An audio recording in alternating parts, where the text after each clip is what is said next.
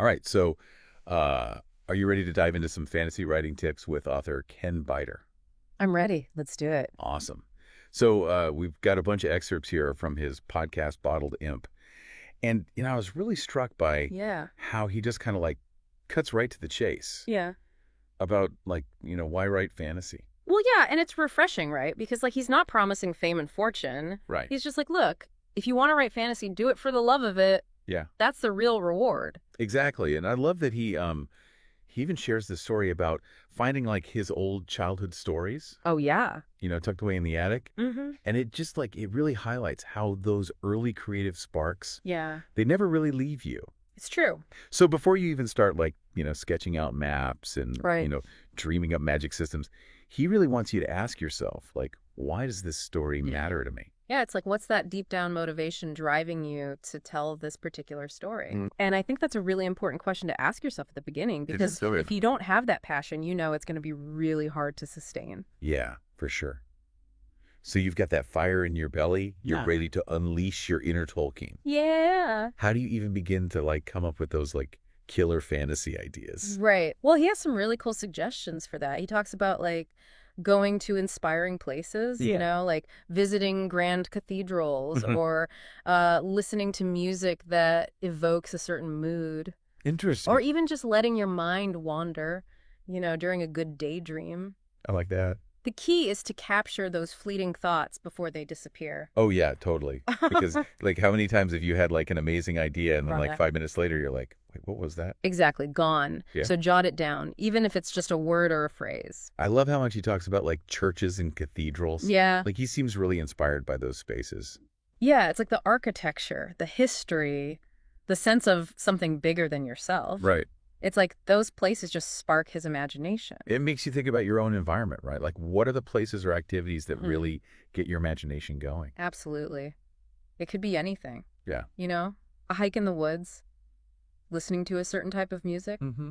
Biter's point is to just pay attention to those moments and jot down any ideas that come up. I love that. Yeah. So, okay, you've got your notebook overflowing with ideas. Mm-hmm. Now it's time to like build the world, right? Right. The fun part, world building. Yeah. He's really big on outlining. So, he encourages you to flesh out the world's politics, its magic system, Okay. the different cultures that exist, all those juicy details I love it. that make a fantasy world feel real. So real. But here's the thing. He warns against getting too bogged down in world building before you even start writing the actual story. Interesting because I could see myself falling into that trap. Oh, yeah. It's so easy to do, especially for fantasy writers. We get excited about these Yes. intricate worlds, and we forget about the story itself. Yeah, and it's like you can create this whole like encyclopedia of, lore Right. and history and like it's never even going to make it into the book. And then it's just sitting there Right. on your hard drive. Yeah. So it sounds like it's about finding that balance. Yeah, finding that balance between the detail and the momentum. Okay. You need enough detail to make the world believable, but not so much that it Yeah. overwhelms the story. I like that. Yeah. And he recommends a really cool resource for world building. Yeah. The Encyclopedia of Things That Never Were. Oh, that's a classic. It's full of mythical creatures and lost civilizations and all sorts of I love that. fantastical stuff. Yeah, so cool. But like you said earlier, it's really about taking those existing ideas and like making them your own. Exactly. Give it your own unique spin. Okay, so we've got the world. Now we need some people in it. Yes. We need characters. And Bader's really passionate about this. He says you have to know your characters inside and out, Oh, yeah. like even down to their relationships with animals. Interesting. What do you mean by that? Well, it's not just about physical descriptions, right? It's about understanding their motivations, Okay. their fears, their dreams, even their flaws. Mhm. Because all those details will inform how they react in different situations. Right, and that makes them feel more real. Exactly. Ragda. They become more than just like cardboard cutouts. Yeah, and he even suggests creating these detailed character profiles. Yeah, it's almost like you're interviewing them. I love that. What are their beliefs? What are they most afraid of? What makes them tick? That's so cool. So we've got the world, we've got the characters. Yeah, the story's starting to take shape. It is. Yeah. Before we dive into the actual writing, Biter wants us to think about Mm-hmm. what kind of fantasy story we're telling. Right, because there's so many different subgenres. There are so many. You've got epic fantasy, dark fantasy, contemporary fantasy. Oh my. It goes on and on. So it sounds like it's important to understand those genre conventions. He thinks so. Knowing what readers expect from a certain subgenre can be really helpful, Yeah. but he also encourages you to play with those conventions, blend them, Yeah. subvert them to create something fresh and exciting. Yeah, and that's what makes it so fun, right? You can take inspiration from Yeah. existing fantasy Yeah, tropes and then just like add your own little twist. exactly. He talks about how much he loves incorporating steampunk elements into his own writing, Oh, yeah. which I thought was really interesting. Yeah, it's a great example of how you can personalize your world. So cool. All right, so let's say we've poured our heart and soul into that first draft. Mhm. Time to celebrate, right? Not so fast. Oh, no. Biter's got news for you. The real work begins with rewriting. Oh, boy. In fact, he's a huge advocate for multiple rewrites. Really? And he even suggests taking breaks to come back with fresh eyes. That makes sense. Yeah. You got to get some distance from it. Yeah, you got to clear your head. So it sounds like rewriting is where the magic really happens. He says it's his favorite part of the process Wow. because that's when you can really polish the story, strengthen the characters, and make sure everything flows seamlessly. Yeah, and he has all these practical tips too, like using a timeline to keep track of character movements. It's so helpful. Yeah, it prevents those like continuity It's a errors that hit. can really pull a reader out of the story. And he stresses the importance of being your own toughest critic. Okay, what does that mean? Don't be afraid to make big changes. Experiment, push yourself You got it. to make the story the best it can be. All right, so you've rewritten, you've polished your manuscript is gleaming. Yeah, Now the big question, how do you get it out into the world? right. The publishing question. Publishing question, Biter actually breaks down both traditional publishing Mm-hmm. with all the agents and contracts Mm-hmm. and the DIY route of self-publishing. And it's interesting because he acknowledges the allure of traditional publishing. True. Seeing your book on display in a bookstore. Absolutely. But he's also realistic about the challenges. The long wait times, the Right. potential for rejection, the fact Yeah. that you're sharing creative control with your publisher. So it sounds like there were trade-offs with both. Definitely. There's Well- no easy answer. Okay, and speaking of resources, let's talk about the one thing every author dreads, What's that? marketing. Oh, yeah, marketing. It's the big M word. Right. And Biter's like refreshingly honest about this. He's like, this is my weakest area. He admits it. He does, but he's determined to master it. Good for him. Yeah, and he's trying all sorts of things like social media writing groups, Mm-hmm. even connecting with reviewers and local bookstores. Yeah, it's all about getting your work out there. It is, and he's not afraid to think outside the box. Yeah, like what? He even mentions exploring distribution through comic book stores. Interesting. Yeah, I thought that was a really cool idea. It is. It all comes back to knowing your audience right. Absolutely. And finding creative ways to connect with. All right, so we've covered a lot of ground already. We talked about finding inspiration, Yeah. building worlds, navigating the publishing landscape. It's a lot. It is a lot. What stands out to you so far from this deep dive? I think what really resonates with me is Biter's emphasis on writing for the love of it. I agree. It's about that passion that drives you to tell the story. Absolutely, and to never stop learning and growing. Yeah, this is a journey, and he's embracing every step of it. I love that. It's really cool to see how he's approaching this whole thing, Yeah. Like he's not afraid to dive into the business side of things too. Oh, totally. And speaking of which, he mentioned this legal requirement in the UK for self-published authors Oh yeah. to send copies of their book to 5 specific libraries. Wow. I did not know that. Yeah, the legal deposit libraries. Have you ever heard of that? I have not. It's like they're creating this historical record of published works. Yeah, it's pretty cool. That's amazing. All right, so let's zoom in a bit on some of the specifics he talks about for actually writing fantasy. Okay. He dedicates like a whole chunk of the podcast to epic fantasy. Yeah. And you can tell he's like really passionate about this subgenre. Oh yeah, he loves epic fantasy. And he describes it as like, this grand sweeping style of fantasy. Yeah. Often over 100,000 words. Yeah. Where the stakes are QGE. Yeah. Saving the world, battling cosmic forces of evil. Yeah, like Lord of the Rings or like A Song of Ice and Fire. Exactly, those sprawling, immersive worlds. So epic in every sense of the word. Exactly. So when he's talking about epic fantasy, he's thinking big. Definitely. But he also makes a distinction between epic fantasy and high fantasy, Oh, interesting. which seems to be more focused on the hero's personal journey. Okay. So, like in high fantasy, there might be this larger conflict looming in the background, Right. but the main focus is on the protagonist's growth and internal struggles. I see. Like their personal goals and motivations take center stage. Right. Even if the fate of the world hangs in the balance. There's like more character driven. Yeah, exactly. Okay, cool. So what about sword and sorcery? Oh, he's a big fan of sword and sorcery. He describes it as like fast-paced, full of daring heroes. I like it. And as he puts it, sexy femme fatales who need rescuing. Okay. So think Conan the Barbarian, that kind of vibe. Got it. The world building might not be as intricate as epic fantasy, Right. but the emphasis is on thrilling escapades battles and maybe a touch of romance. I love it. All right, so then we get into dark fantasy. Yeah. And it sounds like he's trying to make a clear distinction between that and horror. Yeah, he says dark fantasy explores darker themes. Okay. Blurs the lines between good and evil. Interesting. And doesn't shy away from morally ambiguous characters. So you might have anti-heroes and morally gray characters. Exactly, situations where the good guys don't always come out on top. So interesting. Yeah, it's a bit more complex. Okay, so what about bringing fantasy into the modern world? Oh, yeah, he calls that contemporary fantasy or urban fantasy. Okay. And it's all about weaving fantastical elements into our everyday reality. I see.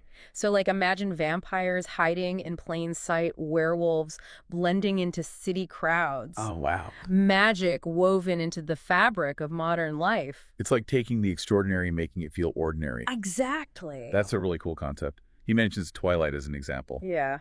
Which makes sense with all the vampire and werewolf stuff. Totally. And then there's historical fantasy. Yes, blending fantastical elements with real historical events and settings. I love that idea. Like reimagining history with dragons and sorcerers. Exactly. And he encourages writers to explore different time periods and cultures. Oh, cool. So you could have magic in Victorian England, ancient Rome, feudal Japan. So many possibilities. Endless possibility. All right, one last subgenre before we move on. Okay. Erotic fantasy. Yeah, he mentions it, but it sounds like he doesn't have a lot of personal experience with that one. He's pretty upfront about that. He describes it as a genre focused primarily on sex and romance, Okay. sometimes called fantasy romance. Right. While he acknowledges its popularity, he suggests that incorporating romantic elements into other fantasy subgenres can be just as effective. Makes sense. You know, you can still explore relationships within the context of your chosen world and themes. Yeah, that's a good point. Yeah.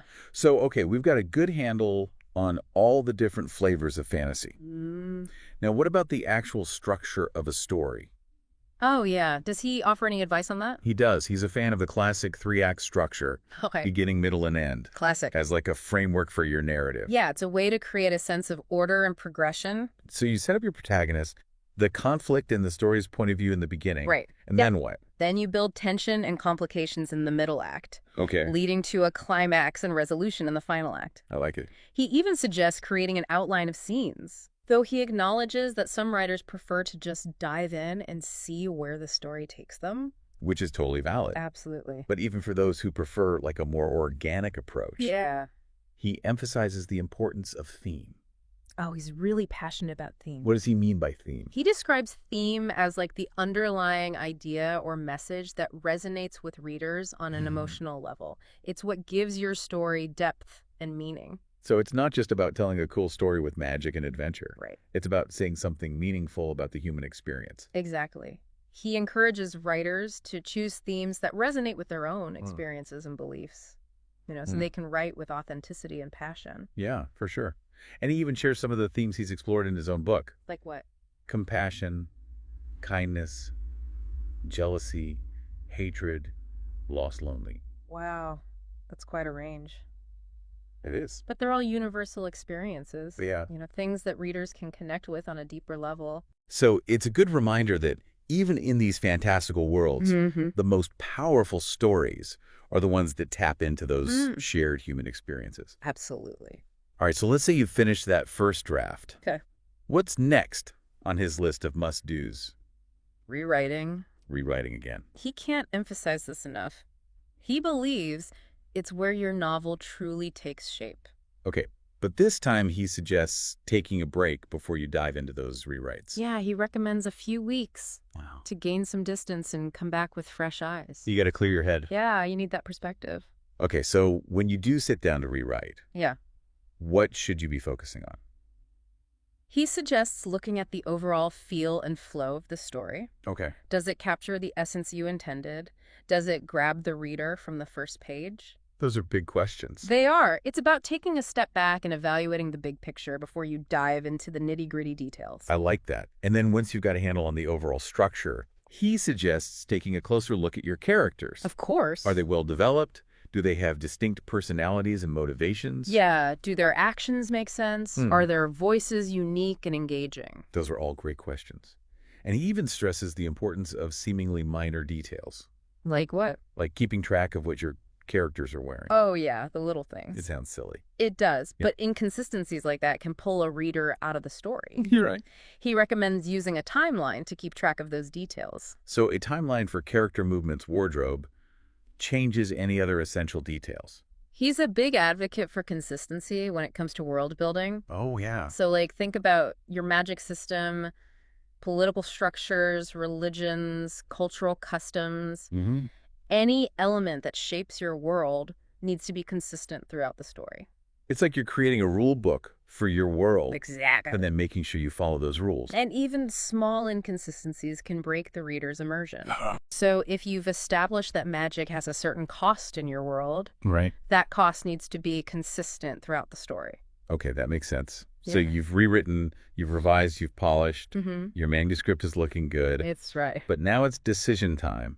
Oh, Traditional publishing or self-publishing? the big question. This seems like a tough one. What are his thoughts? He breaks it down pretty well. He's like traditional publishing, you've got that wider reach, Yeah. the potential of seeing your book like in major bookstores. Right. But he's also realistic about the challenges. It's a longer process. You Yeah. need to secure an agent, Yeah. and there's always the possibility of facing rejection Yeah. along the way. He doesn't sugarcoat that agent part either. No, he doesn't. He talks about their role in navigating contracts, Right. their connections within the publishing industry, Yeah. and how having an agent can really increase your chances of getting noticed by the right people. Yeah, for sure. So it sounds like it's about weighing those pros and cons, right? Exactly. If you value that support and potential reach of a traditional publisher, Mm-hmm. then it might be worth pursuing that route. Yeah. But if you're someone who thrives on creative control Right. and you want to see your book in print sooner, Yeah. then self-publishing might be a better fit. Which is exactly what he did with his first book. Yeah. He wanted that sense of ownership Yeah, and the satisfaction of seeing his vision come to life on his own terms. absolutely. But he's also transparent about the fact that self-publishing comes with its own Right. set of hurdles. Like what? Well, for starters, you're responsible for everything. Oh, yeah. Securing an ISBN, finding a printer, creating a digital version, Mm. marketing. It's a lot. It is a lot. It's like running your own mini publishing company. Exactly. And he stresses the importance of planning and budgeting Yeah, because all those things cost money. right. You need to think about editing, cover design formatting. It adds up. It does. Mm. And then there's the marketing piece, Oh, right. which we know is his biggest challenge. It is. What kind of advice does he offer for self-published authors who are trying to Yeah. get their work out there? He has some really practical tips. Yeah. He talks about building a web presence, Okay.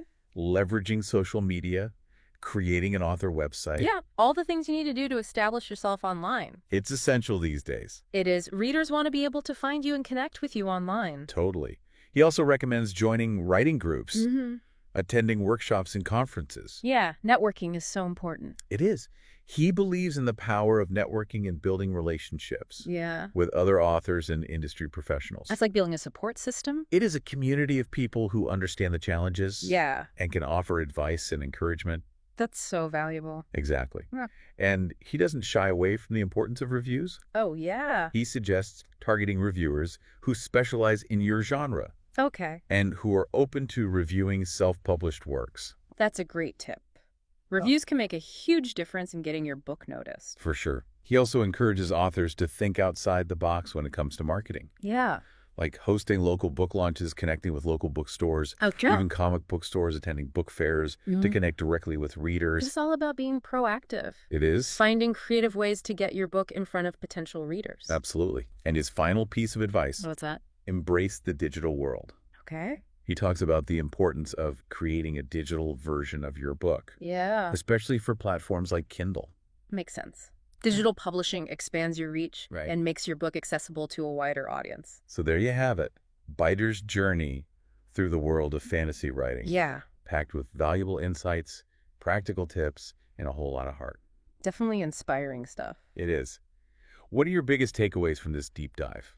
I think for me, it's that reminder to write for the love of it. Yes. Embrace the challenges. Absolutely. And never stop learning and growing as a writer. So well said. Whether you choose traditional publishing or self-publishing, Mm-hmm. the most important thing is to tell the stories that matter to you Yes. and to find creative ways to share them with the world. I love that. And remember, Biter's journey focused on that big picture. Yeah. He didn't really get into the nitty-gritty of actually writing specific scenes. Right. So, as we leave you today, here's a thought to ponder. Okay. How would you craft a compelling opening scene for your fantasy novel? Ooh, good question. One that hooks the reader from the very first page Yeah. and sets the stage for an unforgettable adventure. Let your imagination run wild, experiment with different perspectives, Yeah. play with language, and most importantly, have fun with it. I love it. Who knows, maybe one day we'll be deep diving into your fantasy masterpiece. That would be awesome. Keep writing, keep dreaming, and keep those creative fires burning. Yes. Thanks for joining us on The Deep Dive.